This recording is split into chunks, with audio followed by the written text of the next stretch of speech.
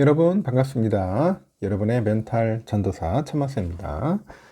오늘도 삼성전자 그 주주분들 중에 재학생도 있고 복학생도 있고 다양한 분들이 있습니다. 재입학하시는 분도 있잖아요. 재수생도 있고 다양한 분들이 있는데 하여튼 뭐 삼성이든 뭐 하이닉스든 투자 잘 하셔서 꼭 성공하셨으면 좋겠습니다. 제가 늘 얘기하지만은 좀 5만원, 6만원, 7만원 이때 참 많이 모았으면 좋았을 텐데 하는 생각이 드는데 이때 너무 지겨워서 접근 안 하고 이제 20만 전자 되니까 이때서 부랴부랴 들어오는 분들이 꽤 많은 것 같더라고요. 보니까 진짜 끈기 있게 투자를 하는 게 그래 쉽지 않다는 것을 다시 한번 뼈저리게 또 느끼는 것 같습니다. 투자 쉽지 않습니다. 절대 그러니까 함부로 섣불리 주식 투자를 안 하셨으면 좋겠어요. 섣불리 이런 이야기가 있네요. 스트레스를 안 받고 회사 다니는 사람, 이런 현명한 사람들이 있는데 과연 이 사람들은 왜 스트레스를 안 받고 다닐까 하는 생각이 들어요. 첫 번째는 보니까 출근했으면은 그냥 묵묵히 일만 합니다. 일. 근무 시간에 바짝 집중해서 일하고 정시에 퇴근하는 게 진짜 프로라는 거죠. 두 번째는 직장에서 친구 사귀지 않는다. 회사는 일을 하러 온 곳이지 친목을 다지러 온 곳이 아니라는 겁니다. 세 번째는 뒷말에 일일비하지 않더라.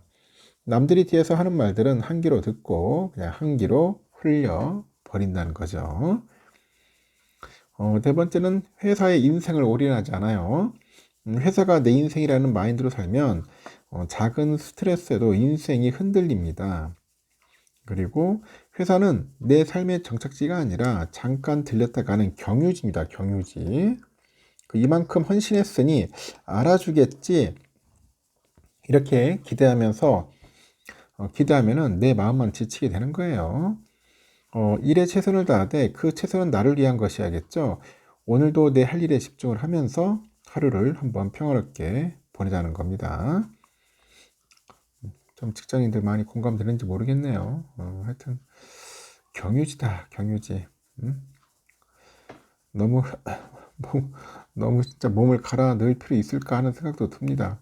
그렇게까지 할 필요는 없는데 대부분 다 직장인이라고 하니까 또 어쩔 수 없이 또 열심히 하시는 분도 있겠죠.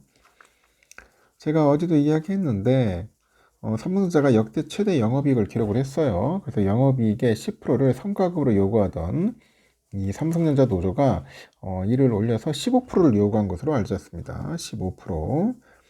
이렇게 노조 요구대로 최대 40조 5천억 상당을 성과급으로 써야 하는 셈인데 메모리 사업부 소속 직원은 1인당 세전 평균 6억 2천만 원을 요구하는 겁니다.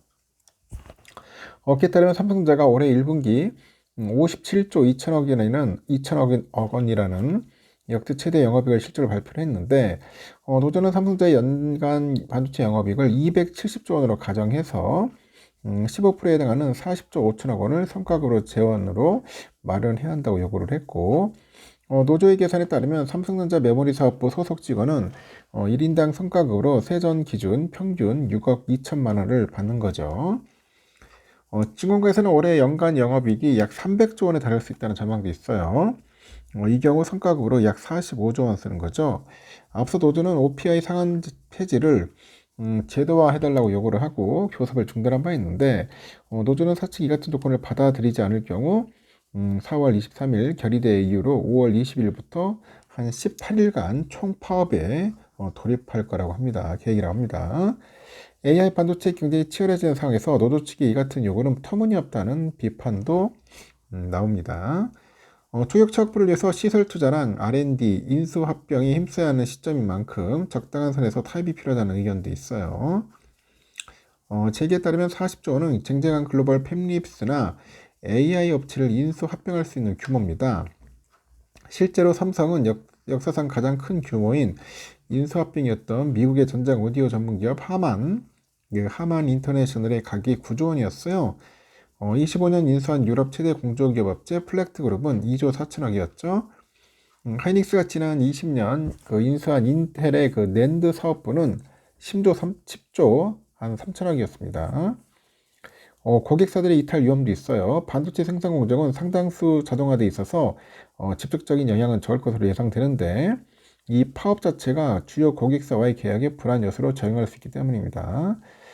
장기적인 관점에서 경쟁력 강화에 노사가 힘을 모아야 하는 시기에 지나친 한탕주의에 빠져 회사의 성장을 저해한다.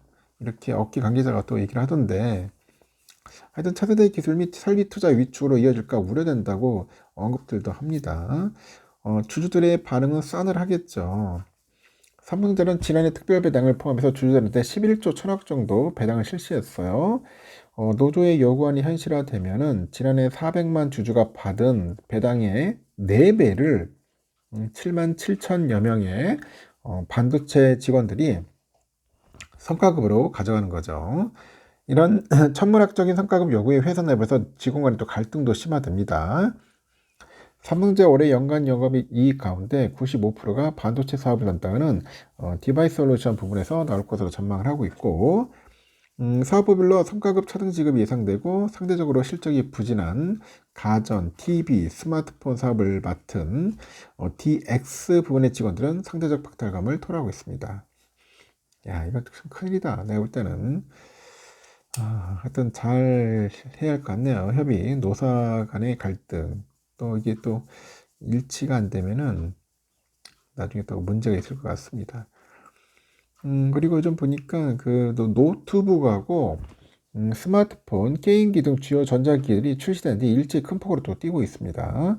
AI 붐으로 반도체 칩 품귀 현상이 심해지다 보니 전자제품 가격이 상승하는 칩플레이션 영향인데 당분간 칩 몸값이 더 치솟을 걸로 예고돼서 소비자 부담은 가중될 것이다. 메모리 반도체 가격 인상에 따라서 주요 전자제품 가격이 10에서 30% 인상이 되고 있어요.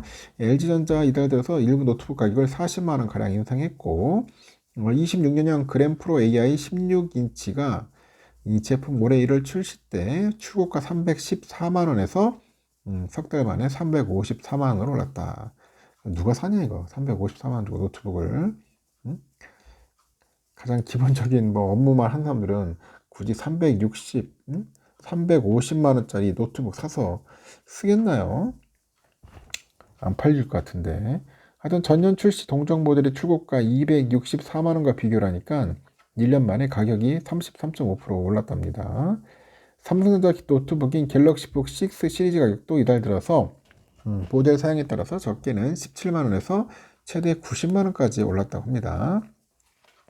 해외 중저가 브랜드 제품도 마찬가지고 대만 전자제품 제조사죠 에이소스 이도 올 1월부터 노트북 가격을 20% 안팎으로 또 올렸대요. 미국의 HP, 델도 2분기 중에 인상할 예정이다.